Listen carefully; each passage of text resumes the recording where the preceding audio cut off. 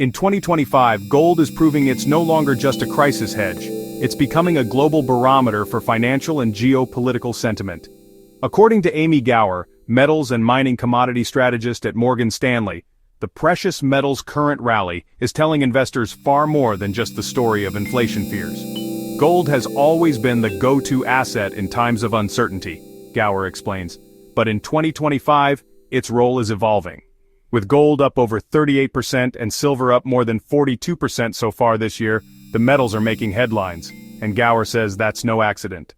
What's behind the gold and silver rally? 1. Central banks are buying in bulk. Gold has officially reclaimed a central place in global reserves. In fact, gold now represents a larger share of central bank reserves than U.S. Treasuries, a first since 1996. This is a strong vote of confidence in gold's long-term value, says Gower. 2. Institutional interest is surging. Gold-backed ETFs saw $5 billion in inflows in August alone, making 2025 the biggest year for ETF inflows since the pandemic-driven highs of 2020. Institutional investors are clearly repositioning. 3.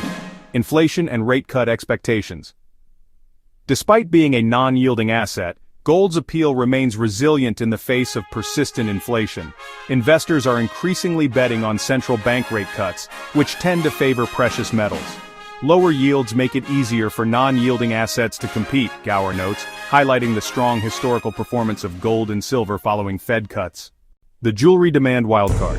One caveat: jewelry demand, which makes up 40% of gold and 34% of silver demand, is weakening under the pressure of high prices. Second quarter gold jewelry demand was the worst since Q3 2020, Gower cautions. Still, other sectors are stepping in to support prices. Silver demand from the solar industry remains a key tailwind, and festival season gold buying in India could pick up thanks to potential tax reforms.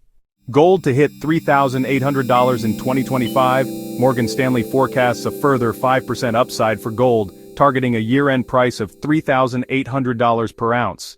Silver, while lagging slightly in forecasted gains, is also expected to benefit from macro tailwinds including Fed rate cuts, potentially starting September 2025, a weakening US dollar, and industrial demand. Final thoughts: gold over silver? While both metals are in positive territory, Gower maintains a slight bias. Gold does tend to outperform after Fed rate cuts, and we would keep the preference for gold over silver. Still, with both monetary and industrial dynamics aligning, the case for precious metals as a core part of diversified portfolios is as compelling as ever.